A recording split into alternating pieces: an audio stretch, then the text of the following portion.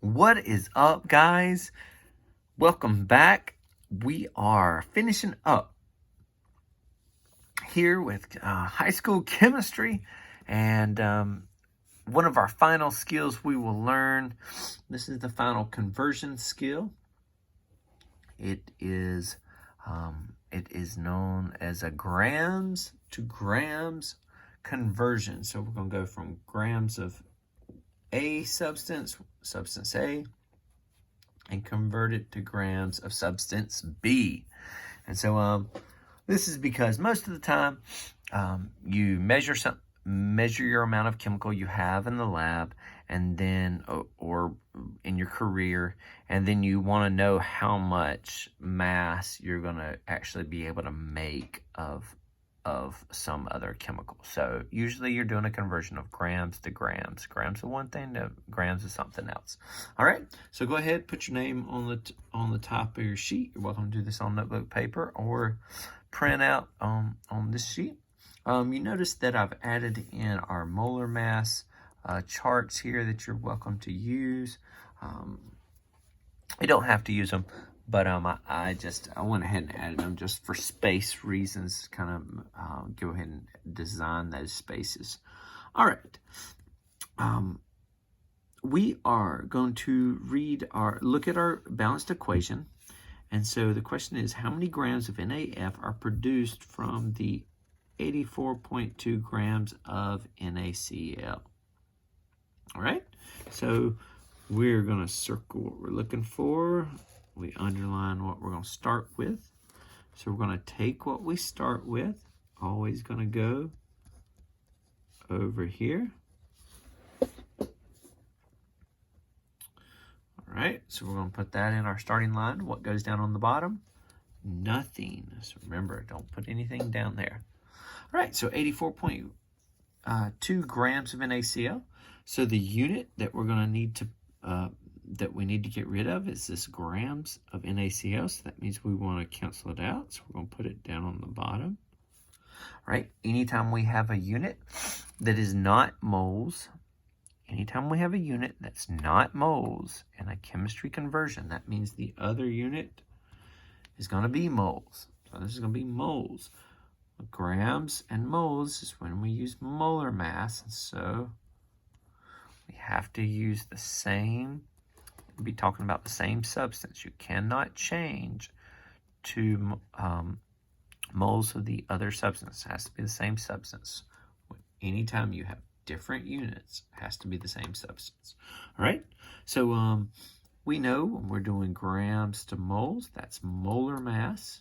So we need to find the molar mass of NaCl. So we'll go up here. We know we have Na, we have Cl. We have one of both of them.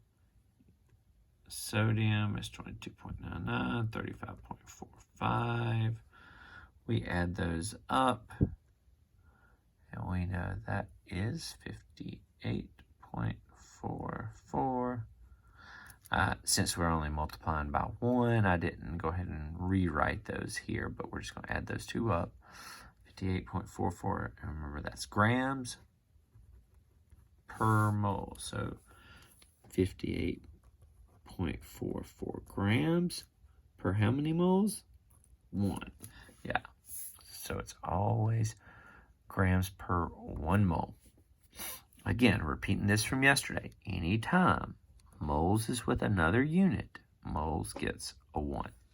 Okay, now that eliminates our grams of NaCl. We have moles of NaCl, which we're trying to get to grams of NaF, so we know we have to cancel out moles of NaCl. Well, in order to cancel it out, we have to move it where? To the bottom. So moles NaCl. Okay, that's going to get rid of moles of NaCl. We want to change from moles of NaCl. What can we change it to? Well, can we change it straight to grams of NaF? No, we can't change from moles of one thing to grams of something else. Those always have to be the same if you have moles and grams. But the only way we can change is to do a mole to mole ratio. So moles NaCl to moles of NaF. Okay, It's not getting us to our final answer yet, but we still have, so we'll still take another step. But we have a mole to mole ratio. What do we do? Where do we find numbers for a mole to mole ratio when we're comparing two chemicals? That's when you use the balanced formula, right? So we go find NaF. NaF, what number goes with it? Well, a 2 does. NaCl, NaCl, the number 2 goes with it. Awesome. Okay, that gets rid of moles of NaCl. We're in moles of NaF. We want grams of NaF. So we're going to have to get rid of moles of NaF. I like to kind of just show you a little shortcut. It's not really a shortcut. It just saves you space. I like to write my chemical right on top of my unit when I'm doing these conversions, just for space reasons. If I have moles of NaF, I can convert moles of NaF to grams of NaF. Now, grams is with moles. What number does moles get? 1. Anytime moles is with something, another unit, then it's going to get a 1. Now, what does NaF in grams get?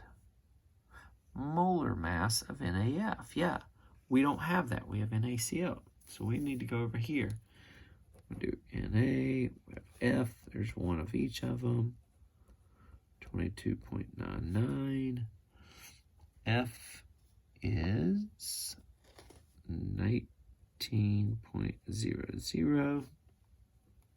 And as you use your periodic tables to look up your masses, you're welcome to use the rounded ones or go online and just get a periodic table. But all right, so we've got 19 and 22.99. So we're gonna add those up to obviously 99, 11, 41. So 41.99, the unit is grams. And remember, grams, molar mass is always grams per mole. So 41.99 is going to go here. All right, that gets rid of moles of NaF. And now we're left with grams of NaF, which is what we're trying to find. All right, now we're ready to solve for our answer. So we're going to get our calculator. We're going to multiply the top numbers. 84.2 times 2 times 41.99.